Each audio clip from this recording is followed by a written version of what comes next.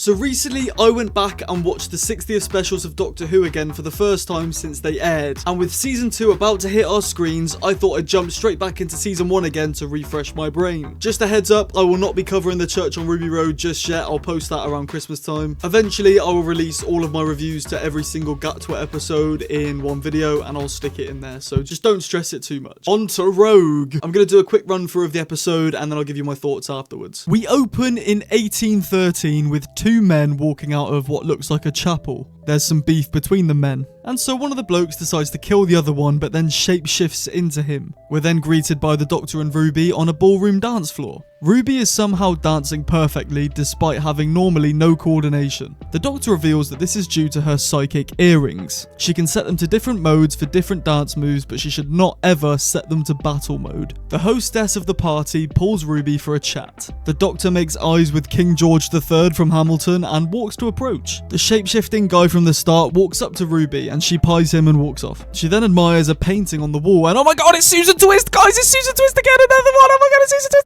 The Lord who tried to riz Ruby then ends up peeing off another girl and she runs off and he follows and Ruby also follows as well. The Doctor then meets Rogue as they realise that each other are probably not human. The governess walks outside and is fuming when she finds out that a housemaid is out there as well. But guess what? The housemaid isn't the housemaid and is actually a shapeshifting Cholder too. Ruby is invested in the love blip between Emily and Lord Stilton. However, she falls over some books and ruins the moment between the pair. But then she befriends Emily, so all is okay. Meanwhile, the Doctor and Rogue are walking outside where they come across a dead body from earlier, and they immediately blame each other for doing it. Rogue takes the Doctor hostage by pointing a gun at him and takes him to his ship. Rogue traps the Doctor in a triform trap where they vibe to Kylie Minogue. The Doctor pleads to Rogue that he has the wrong guy, where he finally reveals that he's a Time Lord and Rogue finally lets him go. Ruby and Emily are upstairs in the gaff where they come across another dead body. Rogue enters the TARDIS and Ncuti sings a verse of Pure Imagination. They're both inside and the TARDIS growls again. Overarching story, we find out what it is next episode. I'm so excited, guys.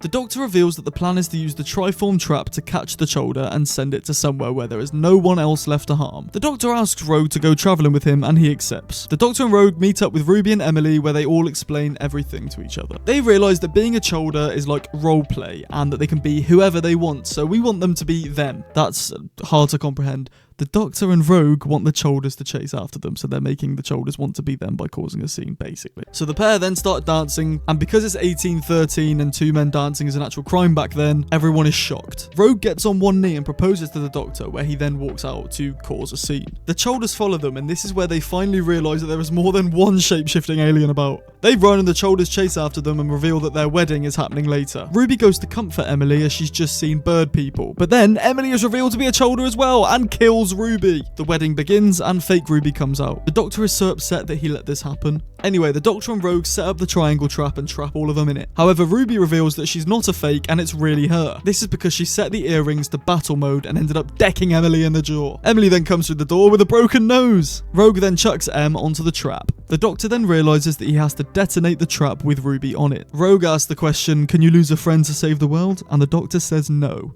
which leaves Rogue to reply, I know. They kiss a lot, and Rogue replaces Ruby with himself on the trap. He asks the Doctor to find him and then detonates himself on the trap. We find the Doctor and Ruby sat outside in the morning, mourning their friend Rogue. The Doctor pulls out the ring that Rogue gave him and he puts it on his finger.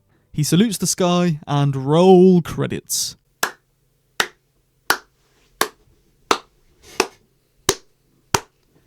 Oh boy. Wow. Wow. This is by far the best episode of the series for me personally. I love this episode. Everything about it is just perfect. Let's just kick off my list of things that I noticed when watching. So first of all, if you've ever seen Bridgerton, I haven't, but okay, let me talk you through my life story. I watch Doctor Who with my mum. I watch it on my own and then I watch it with her. I don't know if she's interested or just trying to humour me, but we watch it together. And she's also watched Bridgerton. She's also watched that. I've never seen it, but when we watched it, she noticed that there was some modern day songs in the background as classical songs. So I noticed this when watching as well. I noticed Bad Guy by Billie Eilish when Rogue and the Doctor are talking up on that balcony bit. Poker Face when Ruby activated the battle mode on the earrings. There's a few others which I didn't know, but I can gather they're probably the same.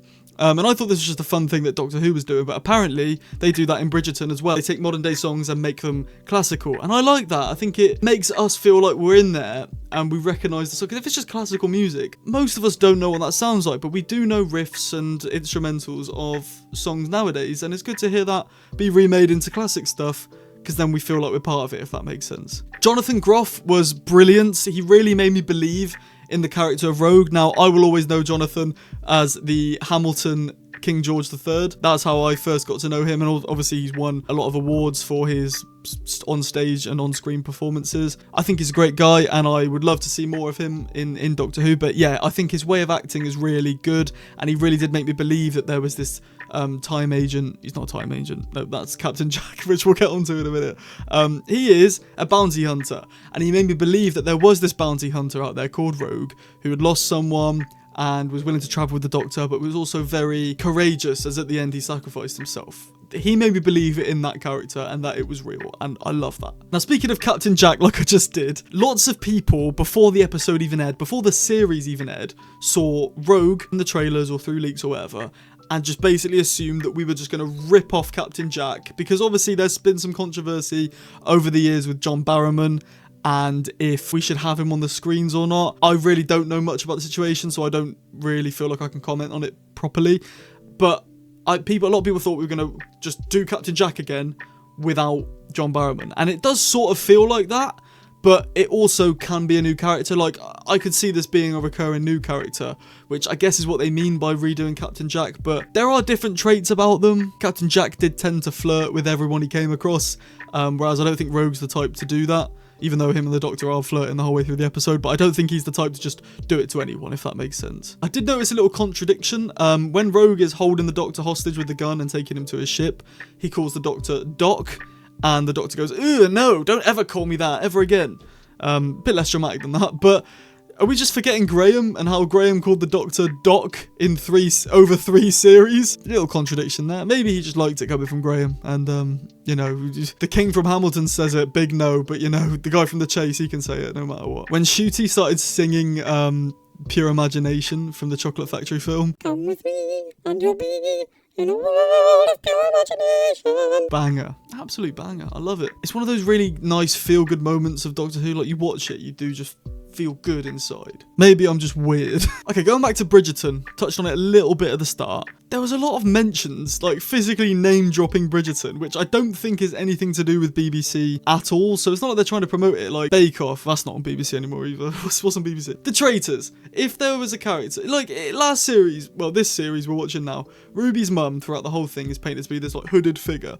If someone said, oh, she's like Claudia Winkleman from The Traitors, funny joke, because it links to BBC. But I don't think Bridgerton has anything to do with BBC, and Ruby name drops Bridgerton. I counted 3 times, but it might be more, and I might have just missed it. Like at the start, when she's dancing with the Doctor, she's like, oh, it's so Bridgerton. And then when Emily and the Lord Stilton bloke fall out, she goes, oh my god, it's so Bridgerton. And then there's another one at some point as well. Yeah, roleplay, like actual Bridgerton or something like that. I just think, bro, stop name dropping Bridgerton. We get it. You're in an 1800s ballroom. Stop naming Bridgerton. Oh my, Bridgerton. Oh my. Lions and tigers and bears. Let's talk about the ending. It had me teary in my bedroom at 2 a.m. on a Thursday morning. I think, for me, when Doctor Who makes me upset is when it is real and I feel it. People criticise this episode saying that there wasn't enough time to develop Rogue and the Doctor's relationship very well. I think the writers did what they could with 45 minutes. It's hard to adapt a relationship between two people over 45 minutes when you've got an A plot, a B plot, and a C plot. So, if you don't know what A plot, B plot, and C plot is, it's quite self-explanatory. A plot is its own plot, B plot is its own plot, and C plot. Basically, for example, in this, right, the A plot, there's shape-shifting shoulders going around killing people. B plot is Ruby and Emily, they're talking throughout, getting to know each other, and, Emily's supposedly a woman from the 1800s and Ruby's from 2024, and they're chatting and it shouldn't work, but it does. C plot, Doctor and Rogue. That's what I mean by A, B, and C plot. And to fit the Doctor and Rogue growing a relationship into one of the 3 plots is hard to do in 45 minutes. So I don't think it's fair to have a go at that because they did the best they could. There's no way they could have possibly adapted it more. And that's why I really like this episode. And I think it's unfair to judge it based on adapting relationships. Anyway, I don't know where this was going. Yeah, this all started. Anyway, yeah, the ending got me teary because I knew that these people liked each other and I knew they genuinely did care about each other. And the fact that Rogue sacrificed his own life because he knew the Doctor couldn't live without Ruby. Now, we knew halfway through this episode, Rogue admitted that he lost someone and he didn't want the Doctor to lose someone as well, which is quite nice. It's quite a nice little message and I liked that. And it got me a little bit in my room. Right here, in this exact same spot, I was writing my notes. And yeah, if you want to see my notes, by the way, this is what my notes look like on the side. Yeah, anyway, nice one. The new writers are good as well. I think something that season 1 didn't do too great was getting new writers in. Every episode was written by Russell T Davies, bar this one and boom. Don't get me wrong, I love Russell and I think he has every right to write 6 episodes if he wants to, but make the season order a bit longer. Because 6 episodes of RTD is good, but I also want some new variety in writing as well. So happy for Russell to have 6 episodes in a 13 episode series like they used to be. Or, okay, 12 episodes and a Christmas special. I'm happy for him to do that, but I just think you do need to get new writers, and especially with the fact that we know RTD isn't probably going to do this for much longer. Like what, season 1, season 2, season 3, we know he's probably going to write those 3 seasons. Will he stay for season 4? He might do, he might not. We need to get a taste of new writers in. Like before, we knew when Stephen Moffat was leaving, Toby Whithouse, Chris Chibnall, Mark Gatiss, Gareth Roberts. There's so many people who have written for Doctor Who in the past who could take over now. Sadly, we got Chibnall. It's not relevant. If you dislike Chris Chibnall like I do, I just posted a video essay yesterday about the 13th Doctor and why she failed from the start. So, give that a watch. So yeah, getting new writers in is very crucial and Russell needs to do more of it. There is more of it in season 2, but we need more of it. And again, I've written, could you lose your friend to save the world? We know that the Doctor can't do that.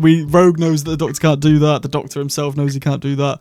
Ruby must be terrified and feeling guilty in this situation, but whatever. One final thing I want to touch on is seeing Rogue in future episodes. Now, I would love this because he's not dead. He's just trapped in like an alternate dimension, which is exactly what happened to Rose. He's trapped in a wasteland with some shoulders that will probably eat him, so he might be dead. But I'd love if the Doctor did find him, like he said, find me. But also, I imagine that Jonathan Groff is actually quite expensive, so I wouldn't bank on it. Would I like to see him back? Yes, I would. So please make it happen for us, please. Oh yeah, one thing, sorry, I know this keeps saying one last thing. This is the actual last thing.